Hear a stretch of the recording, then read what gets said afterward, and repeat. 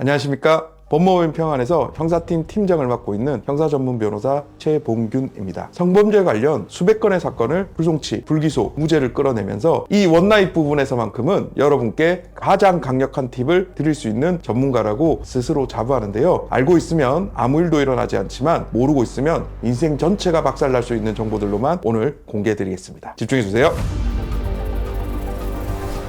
가장 중요한 것부터 우선적으로 말씀드릴게요. 첫 번째, 혹시 만취하셨나요? 정말 조심하셔야 합니다. 과도한 음주로 인해 상대방 판단력이 현저히 떨어진 상태였다면 이게 과연 100% 동의를 한 것인지 판단이 불가합니다. 그래서 동의를 할 수 있는 상태가 아니었다고 비춰질 가능성이 커요. 만약 숙박업소에 같이 들어갔는데 상대방이 너무 만취한 나머지 술에 취해 잠들었다. 그러면 절대 다른 액션을 취해서는 안 됩니다. 보통 남성분들이 숙박업소까지 같이 따라왔다면 동의했다고 생각하시잖아요. 실제로 이런 사례가 있었어요. 분명 여성분이 동의해서 모텔까지 들어갔는데 여성분이 바로 잠들어 버린 거예요. 남성분은 단지 잠만 자러 숙박업소로 온 게 아니어서 이때 남성분이 여성분에게 액션을 취한 거죠. 여기서 말하는 액션이란 인서트입니다. 그런데 마침 잠에서 깬 여성분이 같이 그 액션에 호흡을 맞춘 거죠. 두 사람은 다음날 일어나서 사이좋게 이를 닦고 남성분은 이 여성분을 집까지 잘 데려다 주었습니다. 이 남성분 실제로 징역 3년이 나왔습니다. 실형이기도 하고요. 당시에 남성분은 굉장히 억울해했어요. 물론 내가 먼저 액션을 취한 건 맞지만 강제로 한 게 절대로 아니다. 여성분도 분명같이 호흡을 맞췄다. 여성분은 난 당시에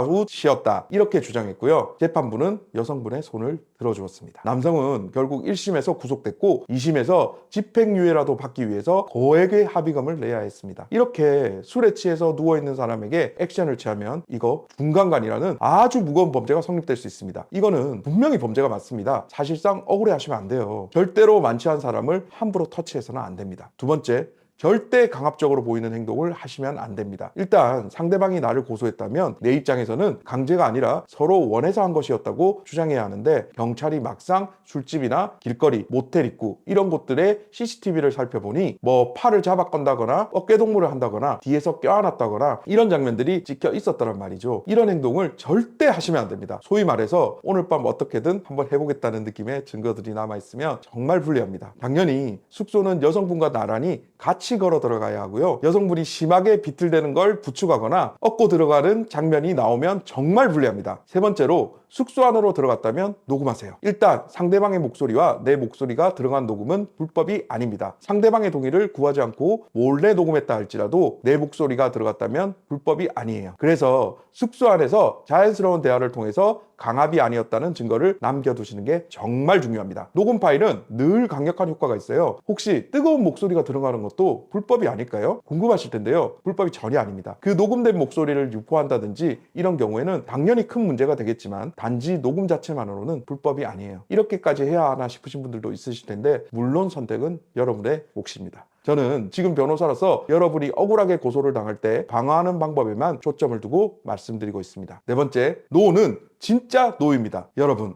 여러 성범죄는요, 증거보다도 피해자의 신빙성 있는 진술에 더 힘이 실리는 경우가 아주 많습니다. 그래서 설령 관계 바로 직전에라도 상대방이 거부 의사를 표현한다면 반드시 멈추셔야 합니다. 3년을 사귄 남녀가 있었어요. 이제 남성분이 여성분에게 숙박업소를 가자고 하면서 손만 잡고 잔다고 한 거죠. 그런데 실제로 남성분이 그 약속을 지키지 않았고 결국 남성분이 처벌된 사례가 있었습니다. 3년을 사귄 사이에서조차도 처벌을 받을 수 있는 것입니다. 상대방이 만약 노라고 했다면 무조건 멈추시는 게 맞습니다. 다섯 번째, 고소를 당해서 혹시 경찰이 조사받으러 나오라고 하셨나요? 정말 이때부터는 언행을 조심해야 합니다. 남성분들이 어이없어 하시면서 경찰서 가서 합의해야 한 거다 이렇게 막 우기시는 경우들이 많으세요. 경찰들은 집요하게 물어봅니다. 진짜 동의해야 한 게 맞냐? 그런데 여성분이 왜 온 거냐? 숙박업소 카드 결제는 누가 했냐? 다음날 여성분에게 따로 연락하거나 서로 만난 적은 없었냐? 한마디 한마디를 정말 신중하게 하셔야 합니다. 사실상 경찰 조사부터 반드시 변호사와 함께 하셔야 합니다. 성범죄에서만큼은 억울하게 유죄를 받는 일이 없도록 해야 한다는 각오로 늘 일하고 있는데요. 이 각오를 그대로 글로 옮겨 책을 한 권 집필했습니다. 형사 변호사가 소개하는 성범죄 방어 지침서. 표지는 다소 딱딱해 보이지만 이 책을 읽는 사람만큼은 억울하게 고소당하는 일이 없다. 자신 있게 말할 수 있게 집필했습니다. 읽어보시면